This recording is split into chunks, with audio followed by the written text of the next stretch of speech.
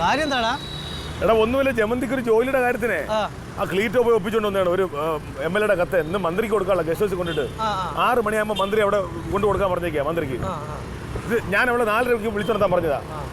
ആ മൂദേവി ആണെങ്കിൽ ഒന്നും പറയണ്ട, അവള് എന്നെ വിളിച്ചു നടത്തി AEയുടെ കോൾ വരുമ്പോൾ ഞാൻ എഴുന്നേക്കുന്നത്. ഞാൻ അവളെ വിളിച്ചു കൊടുത്തത്.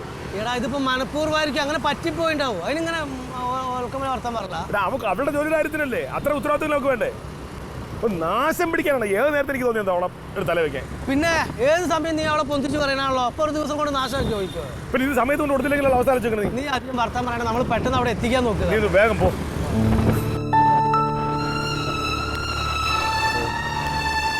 വേഗം പോ. നീ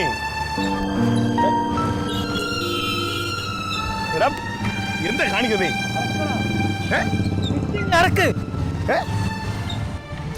വേഗം വിടാൻ പറഞ്ഞപ്പോ നീ അടക്കം എന്തോ മിസ്സിംഗ് എടാ. എന്ത് മിസ്സിംഗ്? സമയം താമസിച്ചല്ലേ ഇതിപ്പോ? അവിടക്ക് ഒന്നും വെറുപ്പിക്കല്ല, അവിടെ നിക്ക്. നീ അടിക്കുക അങ്ങോട്ട്. മന്ത്രി പോവുകയും ചെയ്യല്ലോ ഇത്. നീ ഒന്ന് അവിടെ നിക്കടാ, ഒന്ന് ഇറങ്ങി നിക്കളിയാ. ഇത് വണ്ടി നിങ്ങൾ നിക്കണ്ട, വണ്ടി ഇതുവരെ നിന്ന് പോയിട്ട് എങ്ങനെ പാട്ട വണ്ടി എടുത്തത് ഒരു അത്യാവശ്യം. വണ്ടിനെ കുറ്റം പറയട്ടെ, ഏത് സമയത്ത് വണ്ടി കാണാനോ വണ്ടിനെ കുറ്റം പറഞ്ഞിട്ട് അവിടെ നിക്ക്. അടി അങ്ങോട്ട്.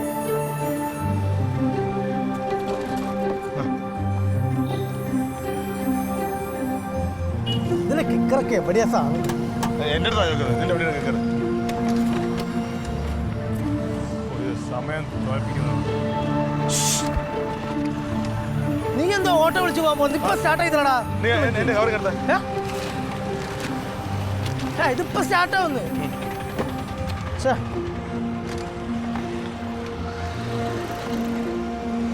നീ സ്റ്റാർട്ടാക്കിട്ട് വന്നാൽ മതി. കൊള്ളാട്ടാ. എടാ നീ സ്റ്റാർട്ടാക്കിട്ട് മന്ത്രി പോകുന്നു. നീ ഒരു കാര്യം ചെയ്ത് സ്റ്റാർട്ടാക്കിട്ട് നേരെ നീ ഓഫീസോട്ട് വന്നാൽ ഞാൻ അങ്ങോട്ടോളാം. അല്ല കാര്യം നടക്കൂല. ഇപ്പൊ ഞാനിത് ഒറ്റക്ക് തള്ളി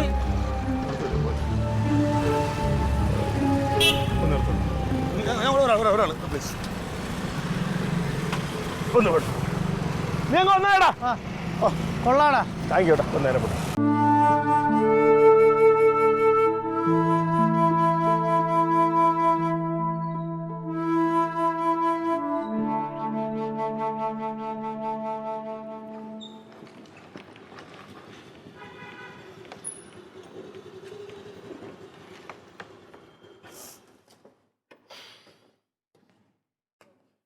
കണ്ടില്ലല്ലേ ഏട്ടാ? കണ്ടു. കണ്ടു.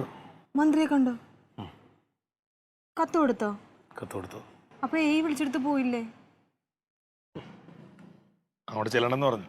അപ്പൊ ജോലിയോ? എന്നെ പറഞ്ഞാ മതി. എന്റെ നശിച്ച ഉറക്കം കാരണമല്ലേ ഇങ്ങനെയൊക്കെ സംഭവിച്ചത്? അത് നന്നായി. നിനക്കറിയോ, ഇന്ന് ഞങ്ങൾ ഓഫീസിലെത്താൻ വൈകി കാരണം ആ രാജേഷിനെ സലീമിനെയാണ് ട്രാൻസ്ഫോമർ നന്നാക്കാൻ വിട്ടത്. അവരാ ട്രാൻസ്ഫോമർ പണിതുകൊണ്ടിരിക്കുന്ന സമയത്ത് പൊട്ടിത്തെറിച്ചിട്ട് 2 പേര് ഹോസ്പിറ്റലിൽ കിടക്കുക. ഞാൻ പറഞ്ഞ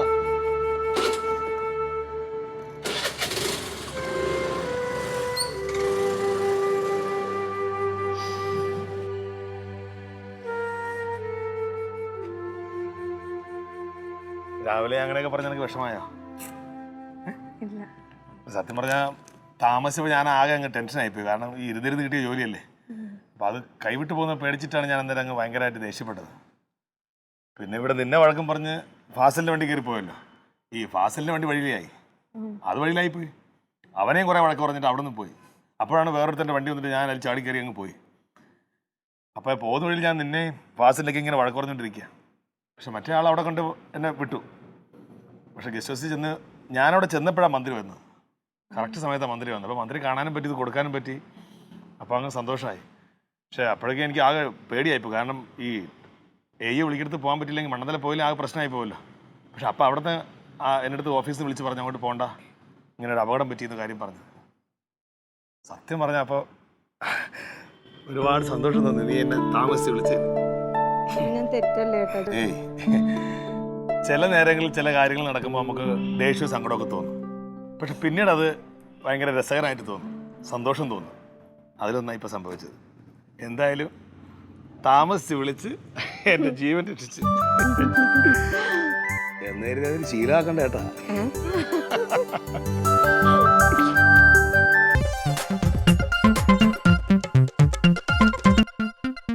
Alien versus Alien.